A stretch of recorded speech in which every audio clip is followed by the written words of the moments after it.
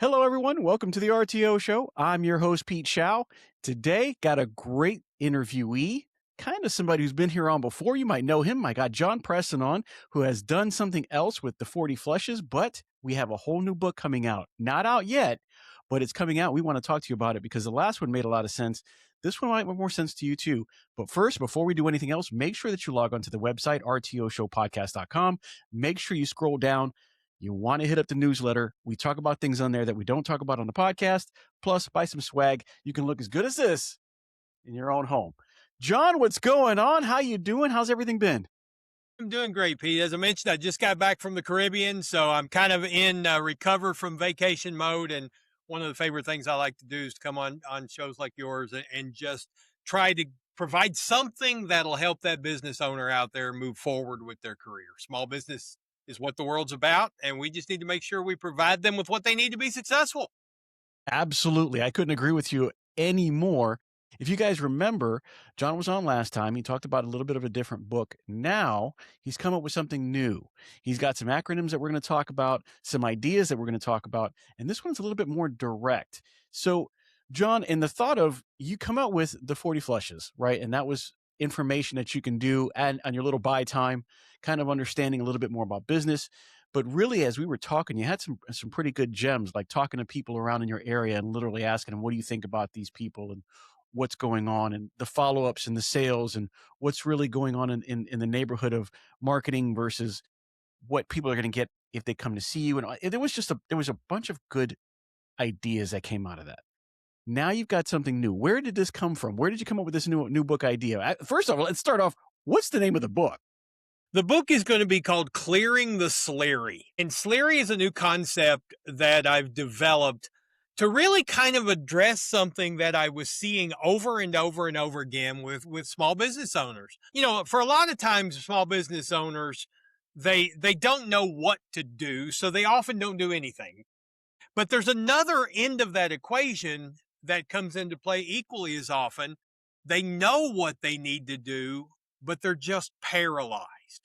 And I kept seeing that over and over and over and over again with sales professionals, with entrepreneurs, with small business owners, is sometimes it's about information. And so 40 Flushes was a way of providing small business owners who don't have a lot of time with just a good business education, understanding some simple lessons that they could implement in their business to move forward and grow their profit. But then I realized this second aspect is equally important. This concept of what causes us to freeze. Because I know so many times when we're faced with big decisions, we freeze. And we do this in all aspects of our life, whether it's losing weight. We know what we need to do to be successful. There's no information shortage, but we simply can't make ourselves do it. And if you're in sales, you know you need to pick up the phone and call more prospects and line up more presentations. You know if you do that, you'll do more appointments, you'll make more sales, and you'll move forward. And you know you want to get to making more money and making more sales. So what stops you from picking up the phone? I just really started asking that question because I saw it in all walks of life. And what I realized is our brains are not equipped to handle the amount of information that we are now being asked to process. If you think about your brain and think about the human brain for most of human existence, all of our decisions were very simple. You were based on fear of a threat of some kind or fear of a shortage of some kind.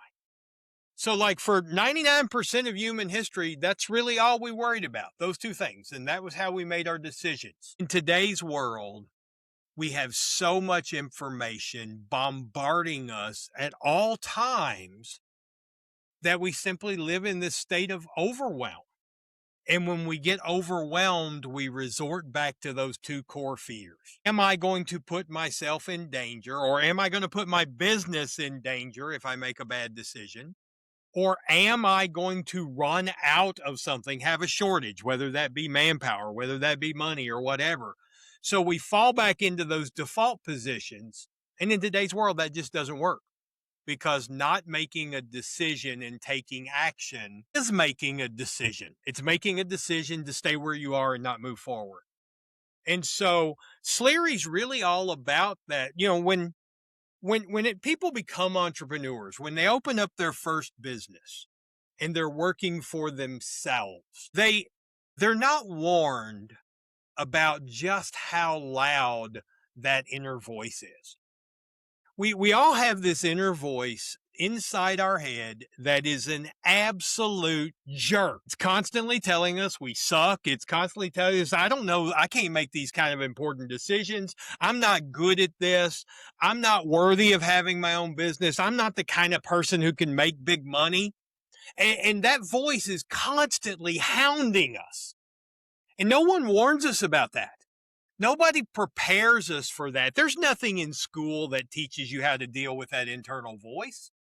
And so what happens is we just get overwhelmed by it and we stop moving forward. And I see this with small business owners over and over and over again.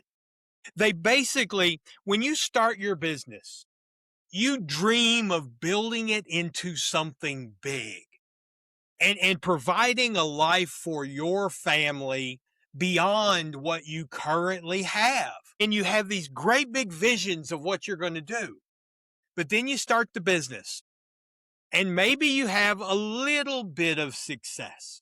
Maybe you have enough business to kind of stabilize where you are and pay your bills. And then those decisions start to fire up. And now you're like, you know, when you're first starting out, you don't have a lot to lose. But once you're at that point where you're able to pay your bills, suddenly that feels like a threat when you make decisions that are going to cost you more money, or when you make decisions about expansion, and you start to tighten up. And eventually you get very comfortable staying where you are. And in today's world, you're either growing or you're moving backwards, because the world keeps moving and keeps growing. And so this freezing is something that affects, but we no one talks about it, and we don't really have a framework for it. So I created SLEARY as a way of understanding the struggle that all of us battle. And a great way of thinking of it, and this is what I do in the book, is the book's kind of what they call a business narrative. And we've all read it, you know, we've seen these books that just kind of tell the story of somebody experiencing a struggle in life, you know, the 1 Minute Manager type of thing. I love the 1 Minute Manager. You get to see these ideas and these concepts through the mind of a character.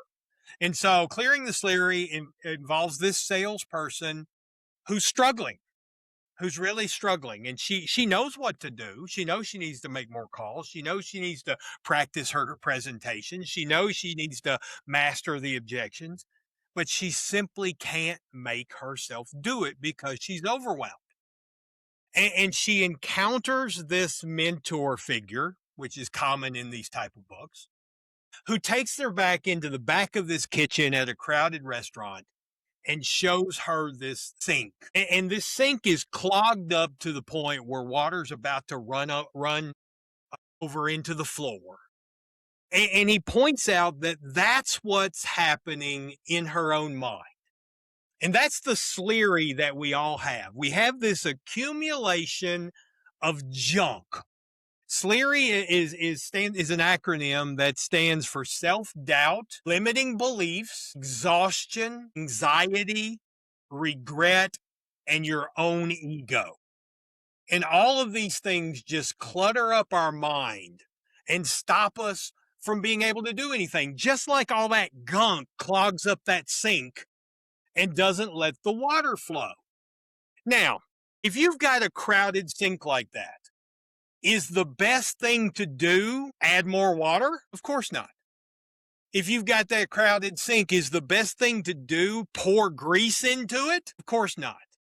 But in today's world, so many of the motivational aspects that have worked in the past, so many of the management styles that have worked in the past no longer work. They now muddy the water and increase the clog. We live in a world where having a boss tell you, you need to do this or else doesn't make you do it anymore. Because all that does is it pours more grease into that sink and makes it harder for you to take action and move forward. We live in a world, especially with decisions and careers that require creative thought. Being offered bonuses doesn't work anymore. Because when you're offered a bonus, you start focusing on different things, and then you start feeling guilt because you didn't earn the bonus, which makes you feel like more of a loser, which makes you less likely to take action. So when you think about how our world is different than it was when you and I were kids, and certainly if you go back through time, our world is changing so fast right now. With AI and everything else and social media and all this constant information stream, our world will change more during the course of this conversation than it would have changed in a decade a couple hundred years ago. And our brains just aren't equipped to handle that kind of information. So the first thing I want to address with people is recognize that struggle is universal. It is not something that just you are going through. Everybody goes through it and they think they're on an island and they're the only one dealing with it. We look around us and we see other business owners that look like they got their stuff together. Meanwhile, they're looking back at us thinking we've got our stuff together. And recognizing that we're all in this together and learning how to navigate this SLEARY. Now, the way you clear that clog is to, first of all, stop pouring more crap in the sink. How do you get information when we're in a society of information overload? When your phone is going off, your emails are going off, you're on a tablet, you're on a computer every day, you're typing your emails, you're getting notifications, your TV's telling you different things. When you have a world of information like that, how do you take a step back when you almost need to be in 3 different conversations at once? Well, the first thing is to recognize what impact it's having. Because it's very easy to think that's not having a greater impact. That, me doom scrolling for 30 minutes is not going to affect my business. But it does. Because it reinforces some of those fears and all that are creating those self-doubts and limitations that are clogging your sink in the first place. So the first thing is to recognize the impact that all of that is having on you. Now, that doesn't mean disconnect, because some of that can actually help clear the mechanism, but it's to recognize what is having a positive impact and what is not. And so one of the best litmus tests we can do is just regularly ask ourselves that question. I tell people all the time, think about what you're thinking about, because most of us don't. Most of us just react mentally to the environment or the stimulus, and we don't think about it. And so the first step, when you're scrolling through social media and you're getting all these posts about how the world's falling apart, take a moment and just think about what that's making you think about. And if it's creating more of an issue, then it needs to be cut off. If it's actually reinforcing, a great test of all of our interactions and everything that we do is to ask ourselves, is this action moving us towards the goals we want in life, or is it providing another barrier from us reaching the goals that we have? And just simply evaluating your actions and your thoughts on that premise. Is it taking me to where I want to go, or is it creating a barrier that stops me from getting there? Let me ask you a question, John. Let's say I got a business, and I do. But let's say I got a business. I'm an RTO member. Let's say I'm a GM. I'm sitting there at night. I'm trying not to overload, right? We're not even going to say owners at this point. I mean, it could be an owner, could be an owner operator, but I'm sitting there at night. I'm trying to unwind and I'm scrolling. Like you said, I'm doom scrolling. I'm looking through here. I'm flipping. And whether it's TikTok, Instagram, Facebook, LinkedIn, it could be anything. What is a trigger for me to say, this is exactly what John's talking about? There is a lot of information here that I think is going to affect my day, but or maybe I don't think it's going to affect my day. And I'm just literally scrolling, but the information is still kind of pushing its way in. And what it's doing is clogging the pipes. How do I recognize this information overload as it's happening so that I could look at it and go, like you just said, let me think about what I'm thinking about. Why is this affecting me the way? Is there triggers? Is there something that you've come up with to say you're in that mode right now? You probably should stop.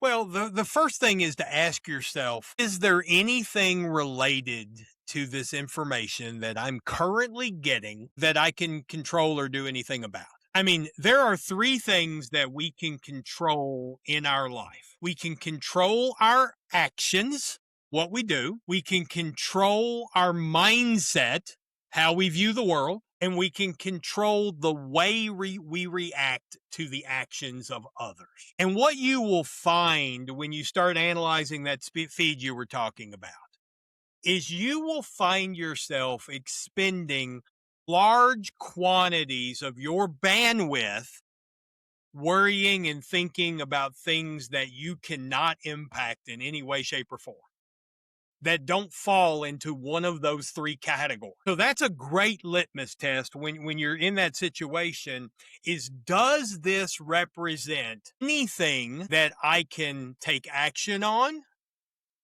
that should influence my mindset in a positive way, or how I'm reacting to the actions of others?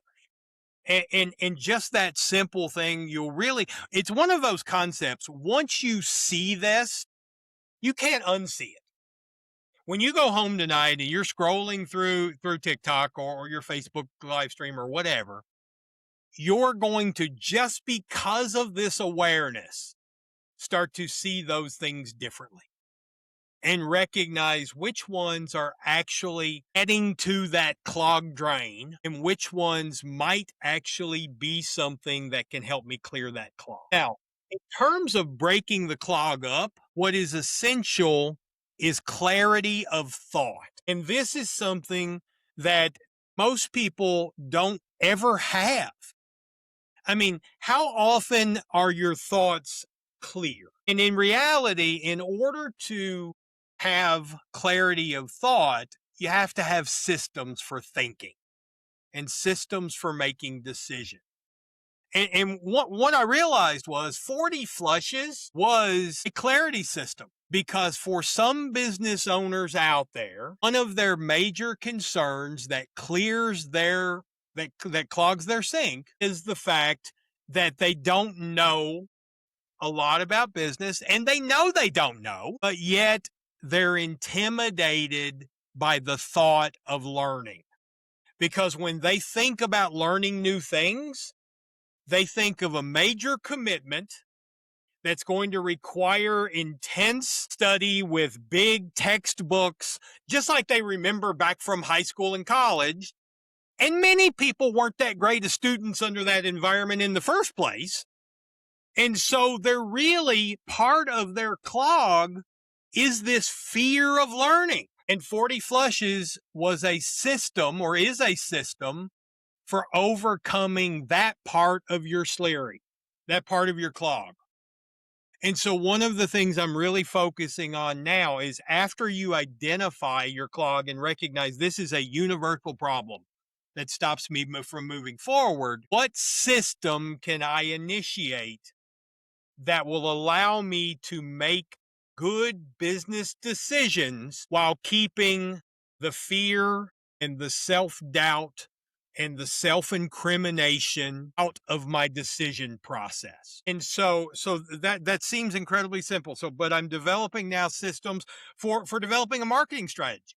We talked a little bit on the last call about understanding how to grow a business from a profit perspective and recognizing that more customers doesn't necessarily mean a better business, and how to look at your business and figure out what metrics I can move to move that. Well, the next stage from that is to actually develop a system for making those decisions.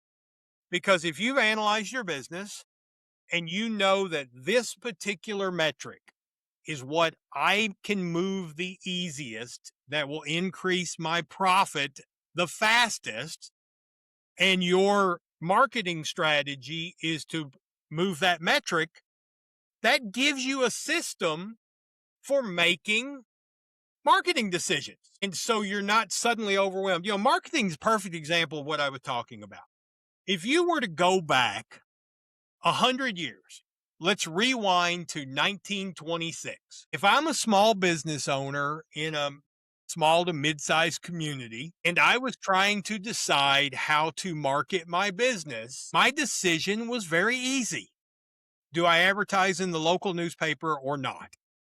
It was literally a binary choice. Fast forward to today's world, and if I'm running a small business and I'm thinking about marketing, I literally have tens of thousands of options I can choose for advertising. That's the level of overwhelm. That's where that overwhelm I talked about, and how our world today is so different from the worlds of the past. That business owner in 1926 basically said, am I going to be in the newspaper or not? He looked at businesses that were in the newspaper. They were successful. But what he didn't know is, were they able to advertise because they were successful? Or was the fact they were advertising the reason they were successful? So he could debate that to himself. But at the end of the day, the only thing that mattered was yes or no. In today's world, because there's 10,000, and if I don't understand how this one works differently than this one, and I don't know how to compare option A with option C that's on a different end of the spectrum technologically, I'm just overwhelmed. So what do I do as a business owner because I'm overwhelmed? I simply choose not to decide. And so I don't do anything and my business fails. Let me ask you something. Are you getting everything out of your rent-to-own business? If you're not an A-Pro member, then the answer is probably no. Look, advocacy is A-Pro's bread and butter. This is why they were created and what they do best. But here's the thing. A-Pro membership is about way more than advocacy. A-Pro connects you to the movers and the shakers of the industry. People who've been there, done that, and they can help you do it even better. A-Pro's monthly webinars give you expert insights and actionable takeaways. Got questions about complex regulations or sticky situations? No problem. A-Pro's legal hotline gives you direct access to experts who have got the answers. That's a peace of mind that you can't put a price on. And let's not forget the resources, news, updates, and tools that keep you ahead of the curve. Scholarships for your team? Check. Disaster relief when you need it most? Double check. A-Pro is your ultimate support system in the rent-to-own world. Head over to rtohq.org and join the A-Pro family today. Because in this business, more isn't just better. It's essential. See you at the top with A-Pro. Well, and there's a lot there. I mean, there's a lot of interconnectivity. Absolutely. And of course, with the other side of that is, if I do choose, I have so many more avenues to go in, because if I touch one, especially on the internet, it goes everywhere versus my local area where the newspapers used to be. Now it's multi-state, it's country. So it is an overbearing decision to make. As you're looking at this, right, and you made that analogy of, you go in and you see this clog sink, there is SLEARY everywhere. You're there. How do you fix it? Well, let me take it back a little bit. How do you, for people who are listening, who want to open a business or have just started a business and they're going, you know what, this sounds like something that I might run into. How can they recognize that their sink is getting full? Now, obviously, if we're looking at a sink and we see it getting full, we know. But the analogy put back into the hands of a new owner or a new shop manager or a new manager, they might not see that. And then as we're approaching it now, they might come to it as, I'm already overloaded. I already have too much stacked against me. How does somebody look at it and go, you know what, that's the SLEARY that they're talking about starting to build right now. How can they attack it early before it's too late? The first thing, I mean, basically, and I could sum that up in one word: strategy. Most business owners do not have a strategy for making important decisions. So, so when those decisions pop up, they default to emotion as how that decision is made instead of what's in the best interest of their business.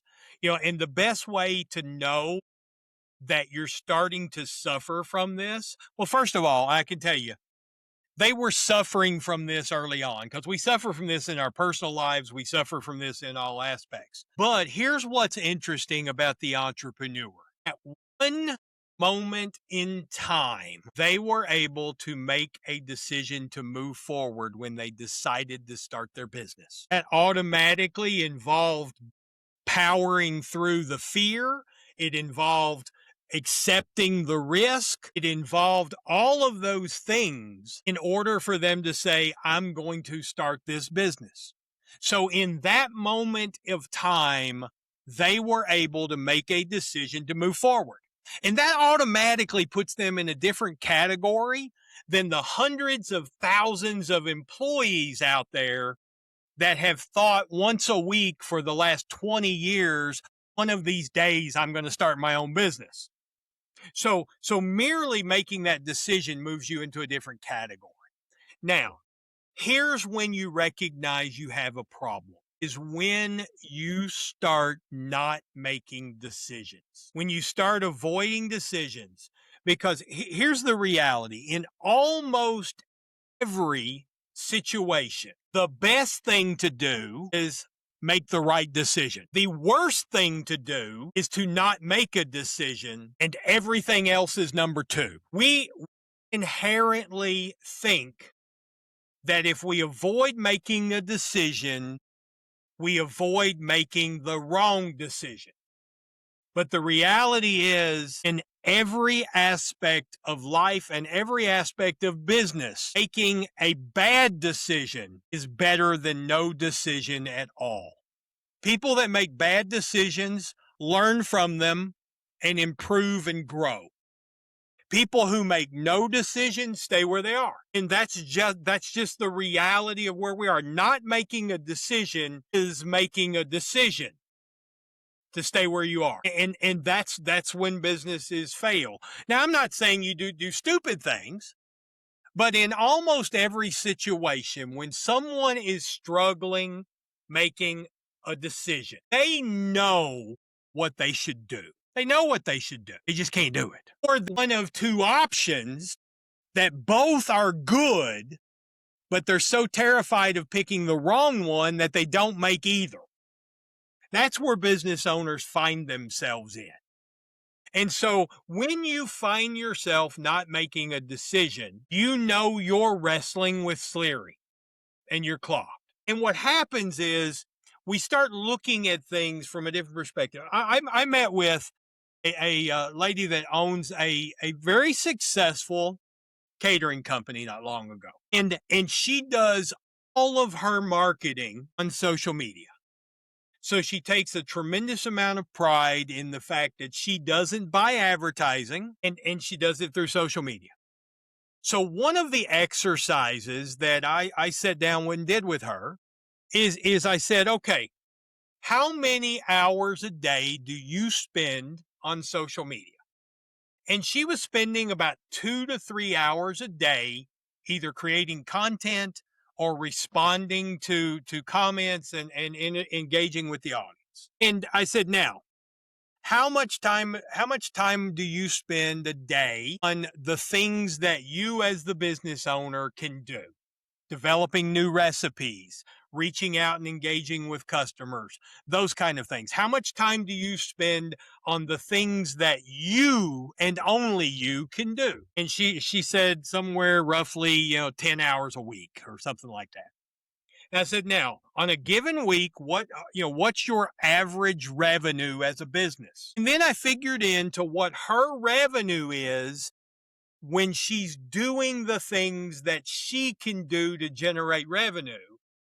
And the bottom line was, every hour she spends doing those things she generates about $900 of revenue for her business. So what I pointed out to her is that 3 hours she's spending doing her social media is actually costing her business $2,700 a day if she spent that money doing the things that would grow her business. And, those are the type of things every business owner has that they don't think about, because she's spending $900 of her time an hour doing something she could pay someone $20 an hour to do for her. And in her mind, she's viewing that as a win because she's not paying somebody to do her social media, because most business owners never attach a dollar value to their personal time.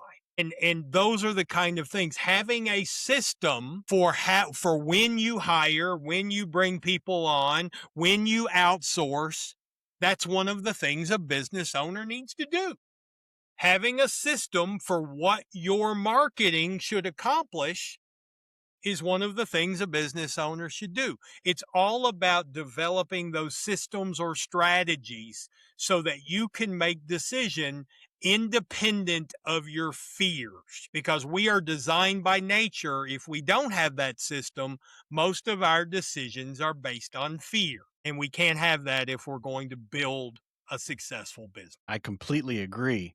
You mentioned in here in your book, there were some things I wanted to talk about. One of them was the razor's edge. Can you explain that idea? Yeah. I come from a physics background, actually. That's what I studied in school. And so I'm generally a science-minded person. And I used to, if you were to rewind my life 15 years and you had approached me and started talking about things like affirmations or visualization or any, positive self-talk, any of that stuff, I would have given it the entire BS call. Because as a scientist, it just didn't make sense to me that you could stand in front of a mirror and say a bunch of frilly things and the whole world reshapes itself for you to be successful. However, when I went down this path and started working with business owners and entrepreneurs and salespeople, and I really started thinking about what stopped them from being successful, what I realized is that I was leaving out a very important factor in my worldview. And that is the fact that every single one of us lives our life right on the edge of being paralyzed by fear and self-doubt. And anything we can do to push ourselves away from that line a little bit increases our chances of success. Because of this razor's edge line, most people operate on about a 5% effectiveness rate.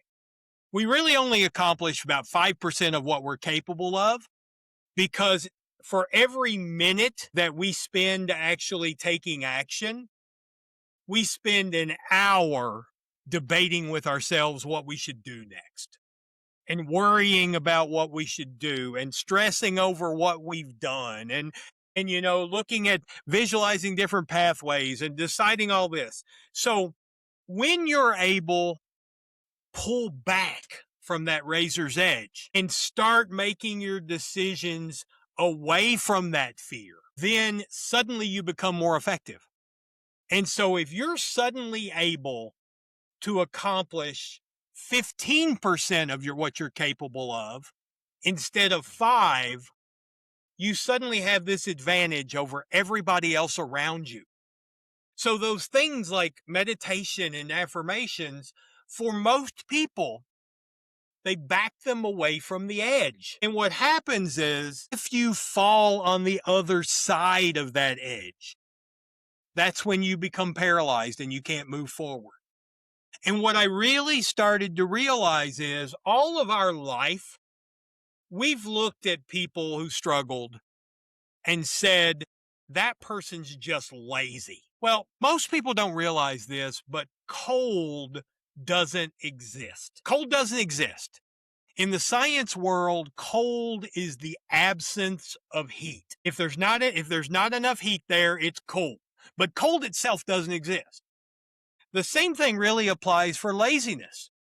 Lazy people, or the people that we have traditionally defined as lazy, whether that's other people or ourselves when we're struggling, because a lot of times we'll cuss out ourselves for being lazy. What that usually represents is somebody that is so past that razor's edge that they just don't know what to do first or what to do next. So they don't do anything. Nobody out there wants to not be successful. But if you're on the wrong side of that razor's edge, if your sink is clogged completely, nothing you do makes sense, because you convince yourself that there is one right thing to do.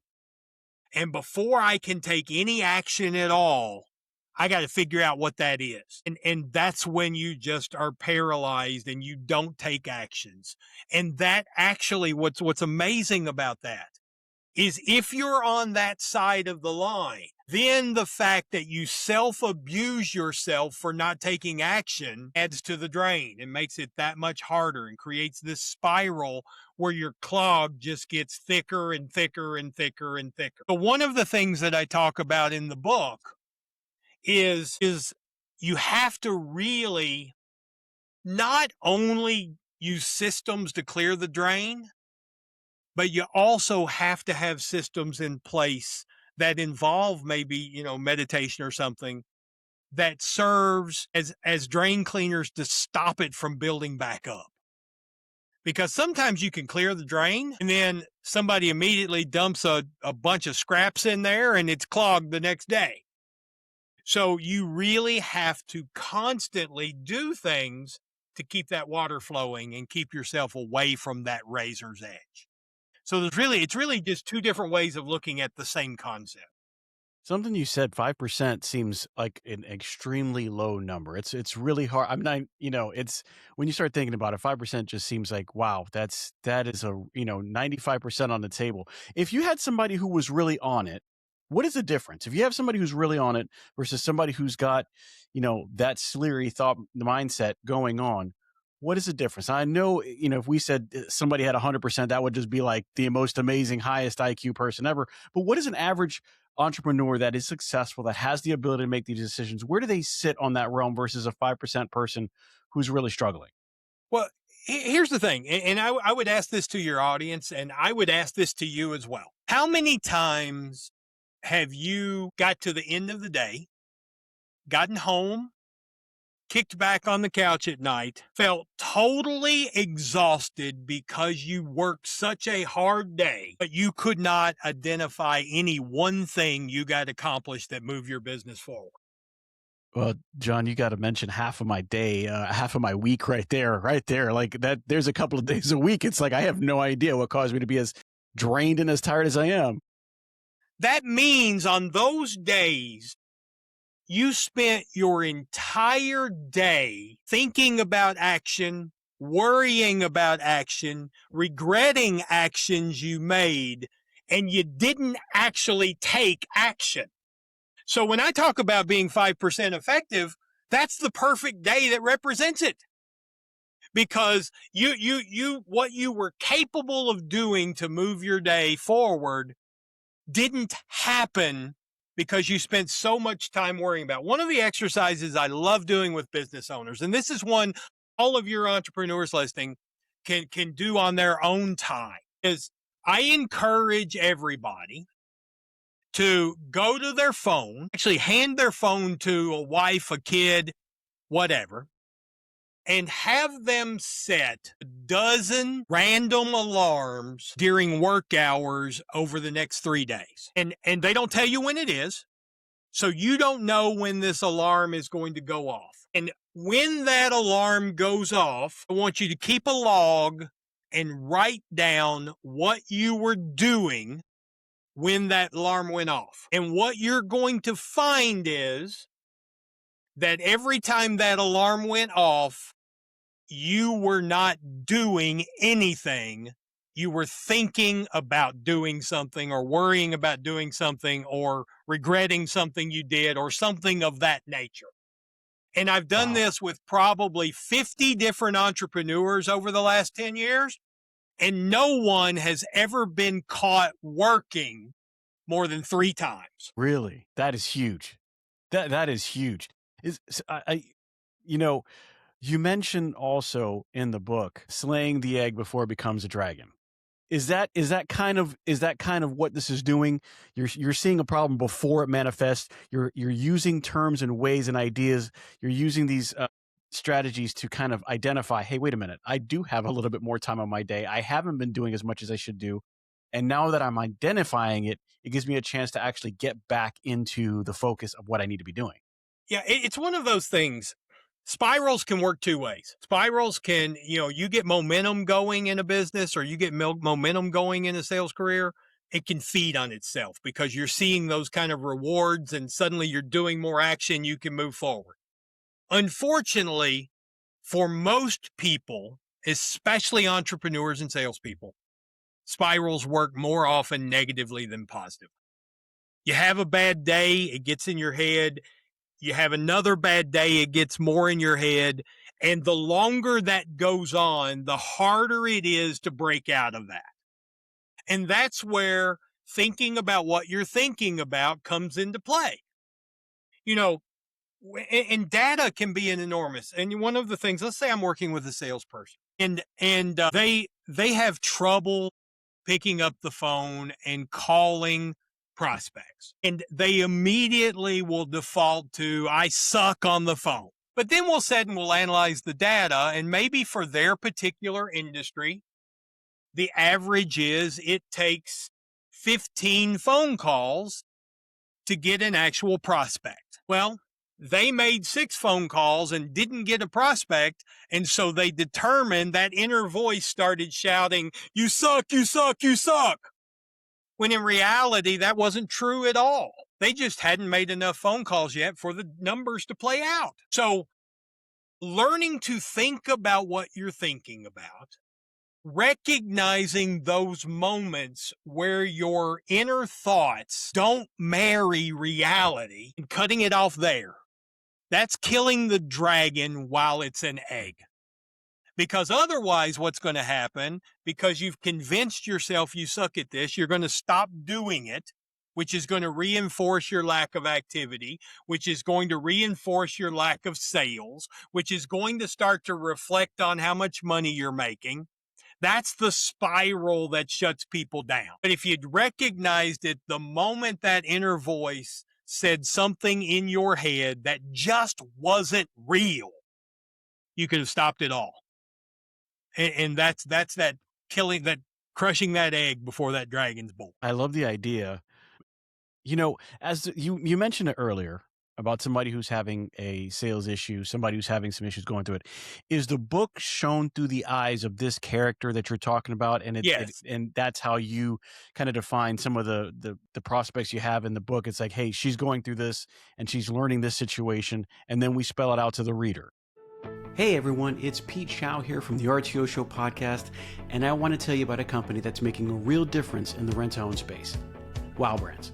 I've seen firsthand how they approach marketing, and let me tell you, it's not just about ads.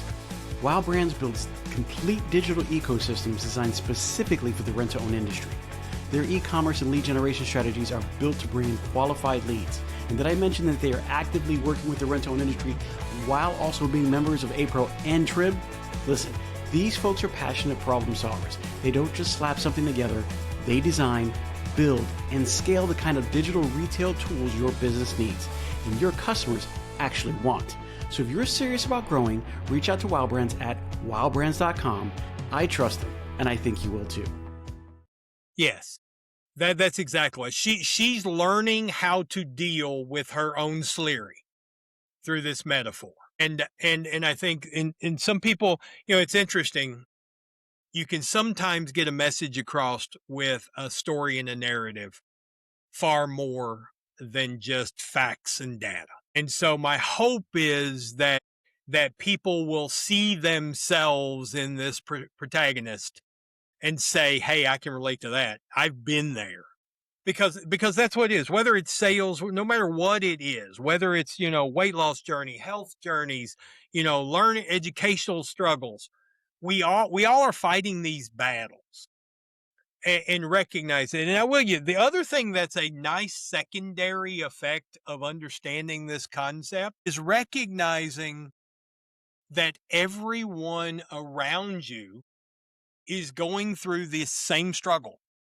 One of the things that's interesting is we all know people that just don't seem to make very good decisions. That the actions they take don't seem to make any sense to us. Once you understand that those decisions are being driven by their SLEARY and their insecurities, they make a lot more sense.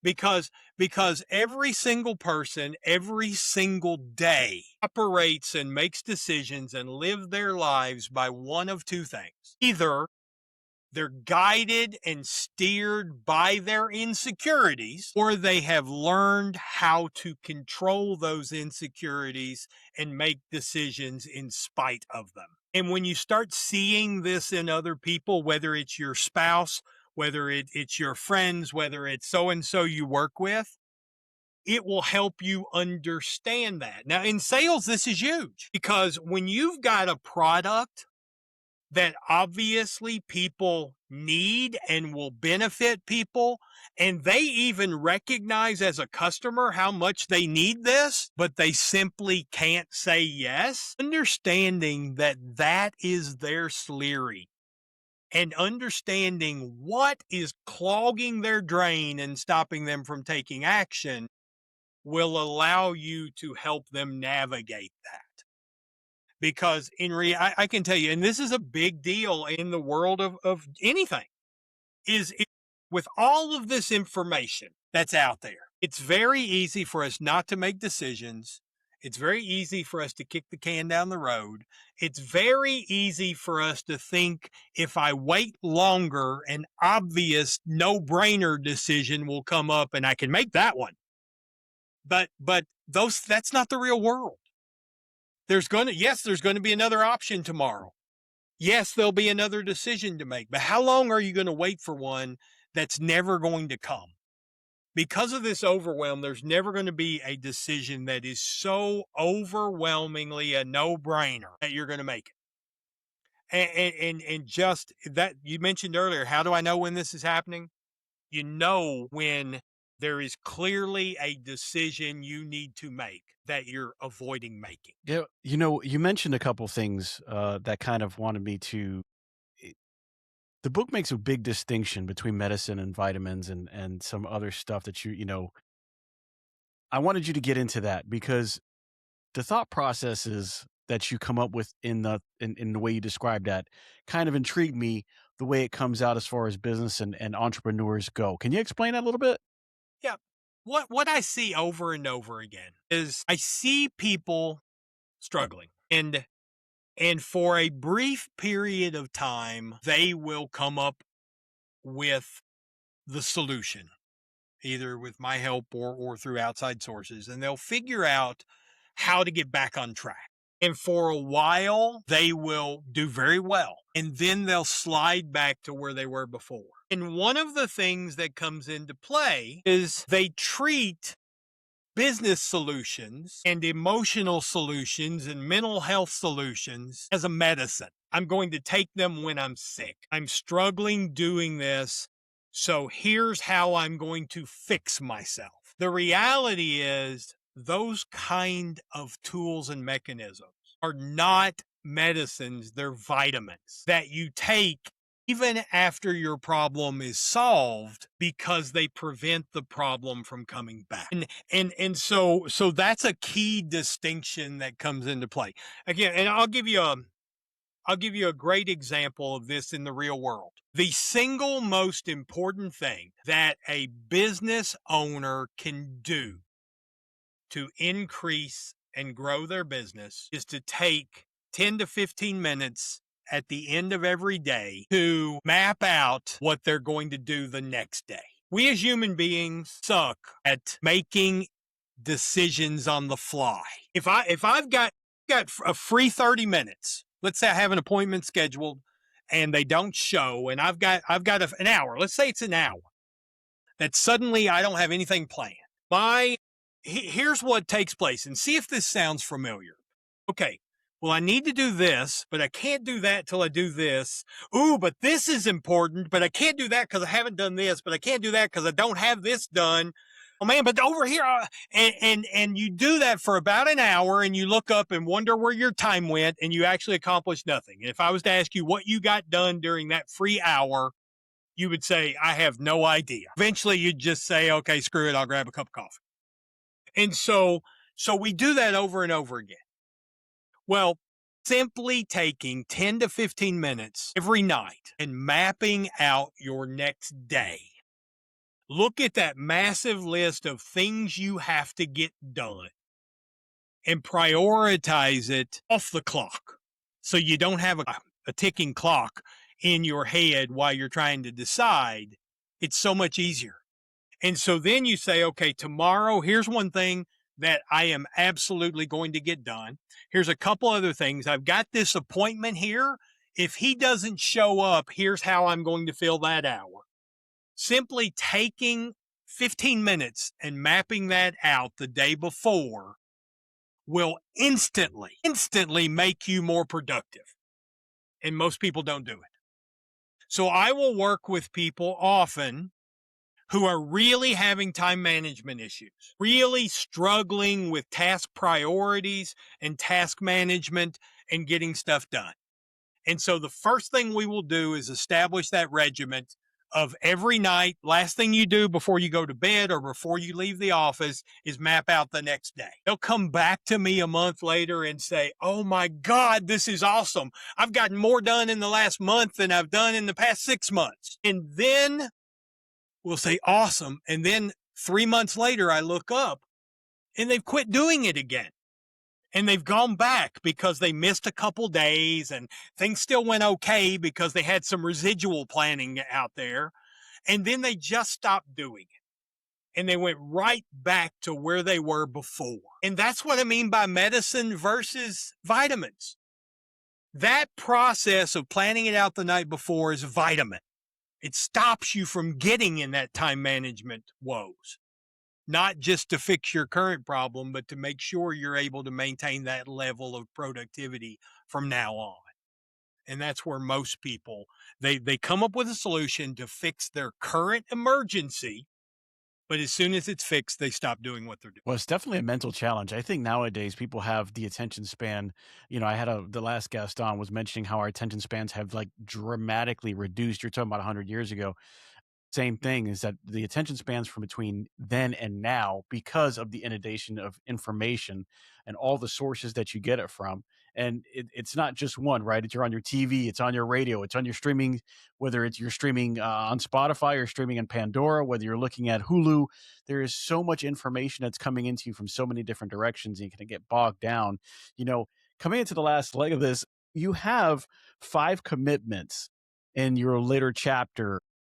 Kind of like name the clog, stop the flow, apply the vitamins, plunge the action, look outward. Those are some solid ideas. Are they referenced through the entire book, and the ideas of how to use them and how to apply them through every single everyday situation? I would imagine is somewhere plagued in through the book where somebody can see actual examples of what that is. You can see the growth with this particular character of implementing it. Now, here's the thing you have to understand, and it's kind of laid out in the book for a reason. One of the big mistakes that people make is they try to fix everything at once. And when you try to fix everything at once, you're actually adding more clog to the drain because you're just overwhelming yourself even further.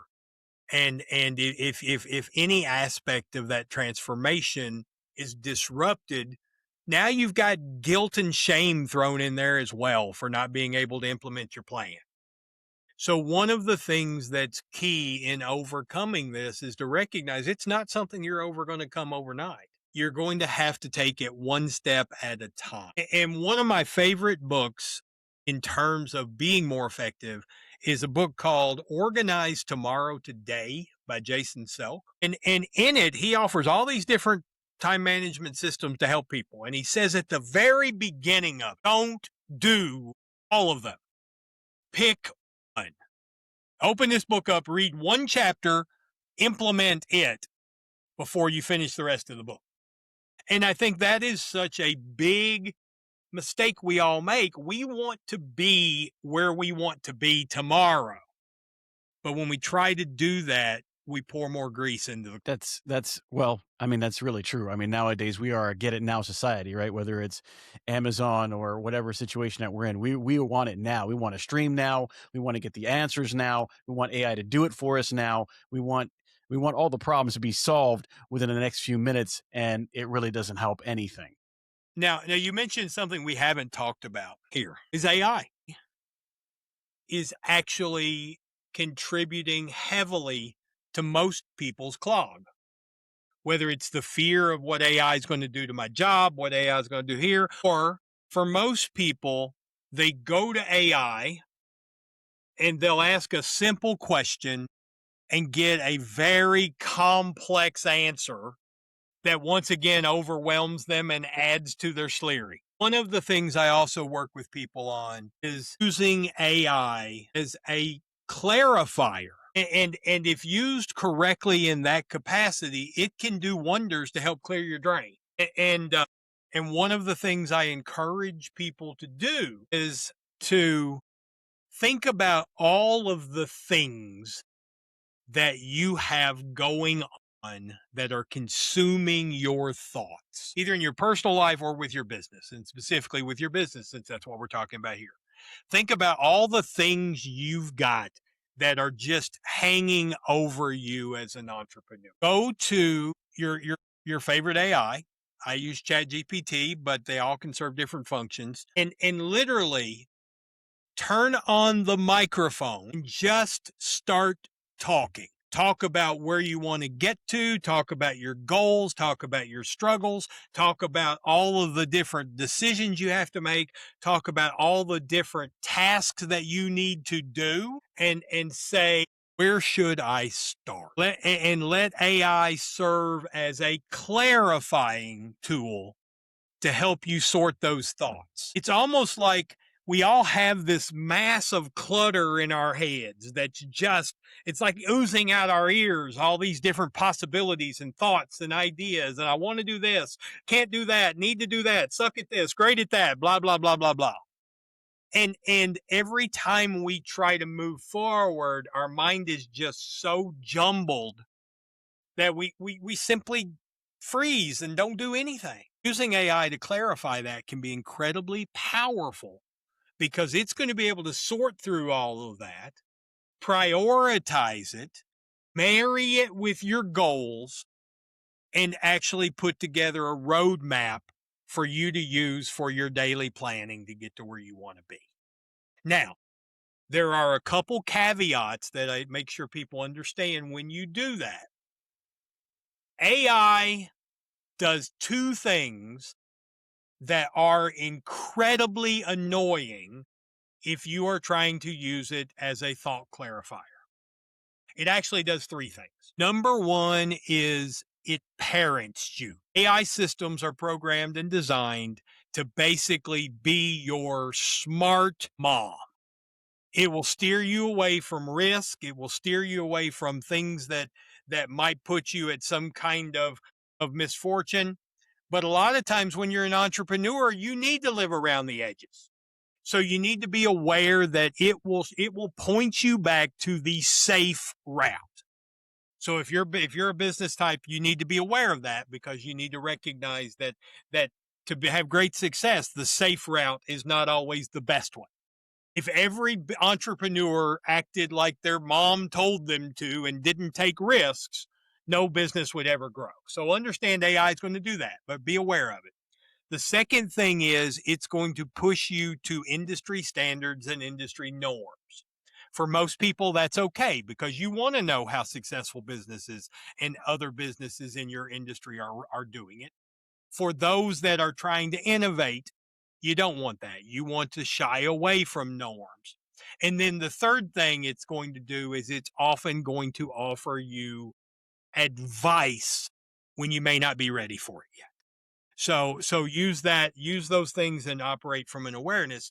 But if used correctly, AI can be an incredible offloading of all the mental crap that you've got to help you prioritize. So when you are mapping out your day each day, you've got help prioritize. Well, John, I mean, words of wisdom, guys, you know how it is with the SLEARY going on. Make the right decisions. John Preston, as always, a great interview. Let me ask you a question. Where can our listeners get your book when it's out, and how would they get it? Is it going to be an ebook? Is it going to be a regular book? How do they do that? It will be both. It will be an ebook and a regular book. I actually have not launched it yet because some of my theories continue to evolve. So I'm having to go back and re-edit some chapters and rethink it through and different things. Obviously, I'd go back to 40 flushes as well. For a business owner, I get so much critical claim for that because it does take business concepts and make them easy to understand. So that would be there. You can certainly follow me on any of the social media platforms. I'm in the process of kind of streamlining that. One of the things that I've made the mistake that I would absolutely tell business owners not to do is I've tried to be everything to everybody because the things I'm talking about really apply to all aspects of life. So I'm really trying to focus that down a little bit right now. So you'll kind of see that evolution on all my social stuff. It's the jpbusinessacademy.com is where you will find that. But just be on the lookout for it because it really is, I think, understanding that the way our brains worked in past decades just don't work anymore because we're asking them to take on so much more information, sort so much more data, and make so many more complex decisions than we've ever asked it to do in the history of mankind. So understand that what you're struggling with is not your problem. It's a problem everybody deals with. And don't be ashamed of it. Just recognize that you need to develop the systems for making those decisions without those natural fears overriding common sense and data. That sounds good. What book title are they looking for so they can see it when it comes out? Clearing the SLEARY is what it will be called. I appreciate having you on the show, talking to us a little bit about it. As usual, some great advice for the entrepreneurs that we have on here, our business guys, some of our GMs that are looking to step up. Guys, if you guys have any questions about what's going on with John, you're always welcome to hit up the show, Pete at the RTO Show Podcast.com. Remember to go onto the website, the RTO Show Podcast.com. Make sure you subscribe and make sure you check us out everywhere that you want to be. Social media. We have Facebook, Instagram, TikTok, LinkedIn. I'm doing what you said, John. I'm everywhere you want to be. That's where you're going to see a little bit of the show. I would add one thing. I enjoy having conversations with business owners and troubleshooting, where they can make little changes to improve their business. So if any of your listeners just want to reach out directly, John at the jpbusinessacademy.com, and we can figure out if there's some things I can do to help their business grow. Well, you heard it there, guys. If you guys have any questions, hit up John or hit me up. Remember also that the newsletter is coming out and it is new to you. Everything that we talk about on there is not on the podcast. So it's something that we talk about, whether it's industry level, shed level, virtual RTO, it's wheel and tire. It's everything about rent to own. And we appreciate it. John, thanks for your time. And I would tell you guys, as always, get your collections low to get your sales high. Have a great one.